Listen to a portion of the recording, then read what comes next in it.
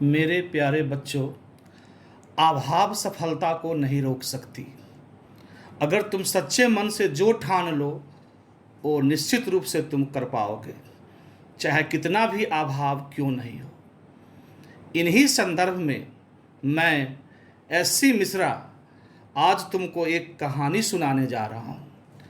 आज की कहानी एक ऐसे शख्स की जिनको ना सिर्फ मिसाइल मैन के नाम से जाना जाता है, बल्कि वो भारत रत्न की उपाधि से भी सुशोभित हुए और अपने देश के राष्ट्रपति पद को भी उन्होंने अपने गौरव से गौरवान्वित किया।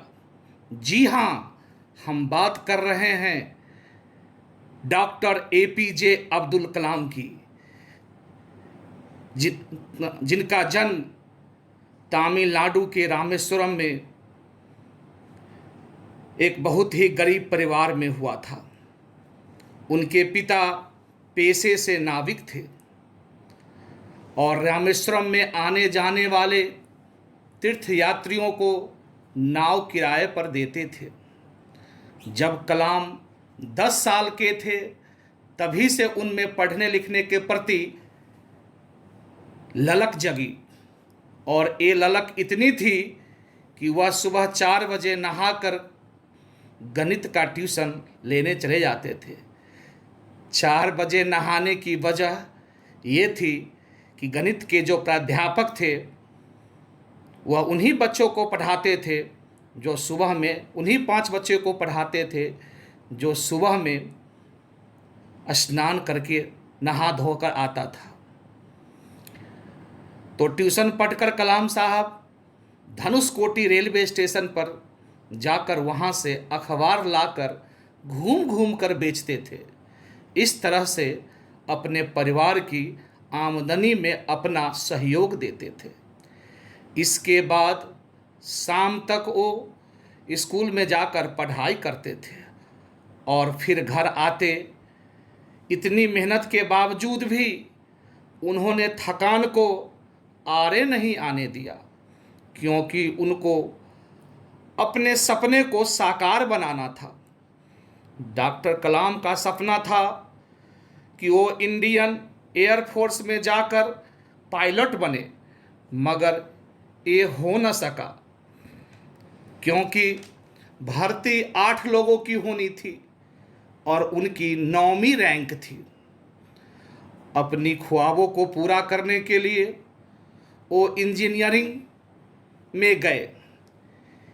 MIT में उनका नाम आ गया, मगर फीस बहुत ज़्यादा थी। कम से कम 1000 रुपये की ज़रूरत थी और उनके अब्बा के पास इतने रुपए थे नहीं। तब उनके अब्बा और अक्का ने अपने सोने का जेवर बेचकर उनकी फीस का इंतज़ाम किया। MIT में कलाम अक्सर उन 2 हवाई जहाज़ों के पास बैठे दिखते थे जिन्हें सेवानिवृत्ति के बाद MIT में ही रख दिया गया था। 1960 में कलाम साहब ने दिल्ली जाकर रक्षा मंत्रालय में सीनियर साइंटिस्ट का पदभार संभाला और यहीं से शुरू हुआ मिसाइल मैन बनने तक का सफ़र। DRDO में रहते हुए उन्होंने आर्मी के लिए एक छोटा हेलीकॉप्टर भी डिजाइन किया, साथ ही सुपरसोनिक लक्ष्यभेदी विमान का भी तैयार किया। कुछ ही समय बाद डॉक्टर कलाम को रॉकेट लॉन्चर के ट्रेनिंग के लिए नासा जाने का अवसर मिला। नासा से लौटकर उन्होंने भारत के पहले रॉकेट लॉन्चर नाइकी अपाचे की लॉन्चिंग में प्रमुख भूमिका निभाई, जिससे खुश होकर प्रोफेसर साराभाई ने उनको अपने एक सपने को हकीकत में बदलने की जिम्मेदारी सौंप दी। और वो सपना था एक Indian satellite launch vehicle ISLV का निर्माण करना। इसरो की तब नई नई स्थापना हुई थी, संसाधन भी बहुत सीमित थे, जिस कारण कलाम और उनके साथी वैज्ञानिकों को इक्विपमेंट और अन्य सामान साइकिल और बैलगाड़ी से ढोकर ले जाना पड़ता था। संसाधनों की कमी कलाम के सपना पूरा करने से रोक न पाई।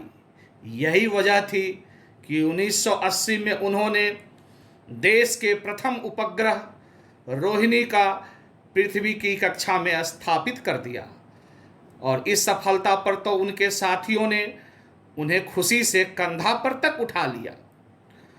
1997 में उनको अपने क्षेत्र में उत्कृष्ट कार्य करने के लिए भारत रत्न पुरस्कार से सम्मानित किया गया। इससे पूर्व 1981 में उन्हें पद्म भूषण सम्मान से भी नवाजा गया। उन्होंने 2 बार पोखरण में न्यूक्लियर टेस्ट कर भारत को परमाणु संपन्न देशों की कतार में ला खड़ा कर दिया। आकाश, नाग, पृथ्वी, अग्नि व ब्रह्मोस आदि उनके ही मिसाइलें उनके ही योगदान से बनी है, जो आज भी हमारे देश की शक्ति और ताकत की पहचान है। 25 जुलाई 2002 यही वो दिन था जब भारत के इतिहास में पहली बार किसी वैज्ञानिक ने भारत के 12वें राष्ट्रपति के रूप में पदभार संभाला। अपने राष्ट्रपति कार्यकाल के दौरान वे जनता के राष्ट्रपति के रूप में देश भर में चर्चित रहे। 27 जुलाई 2015 की एक शाम भारत के महान सपूत दिल का दौरा पड़ने के कारण हमें छोड़कर चले गए। डॉक्टर APJ अब्दुल कलाम बेशक आज हमारे बीच नहीं है, मगर wings of fire, India 2020, mission India आदि उनके द्वारा लिखित पुस्तकें आज भी भारतवर्ष के युवा वर्ग को प्रेरणा स्रोत बनकर मार्गदर्शन करती है और उन्हें भविष्य में भी करती रहेंगी। तो ये थी ऐसी व्यक्ति की कहानी जिसने साबित कर दिया कि कड़ी मेहनत और लगन आपके हर सपनों को पूरा कर सकती है। तो इसलिए इस बात को ध्यान में रखना और कड़ी मेहनत और लगन करना, तो निश्चित रूप से हर सपना पूरा होगा। युवा के लिए दीवाना बनना और पागलपन बनना चाहिए। वह जुआ नहीं है जिसमें पागलपन नहीं है पढ़ाई के प्रति। तो तुम भी अपने अंदर पढ़ाई के प्रति एक पागलपन लाना और निश्चित रूप से तुम सक्सेस करोगे, ऐसा शुभकामना मैं देता हूँ। मेरे तरफ से सभी बच्चे को बहुत बहुत प्यार, और सभी बच्चे दीर्घायु हो, यशस्वी हो, यही कामना करता हूँ।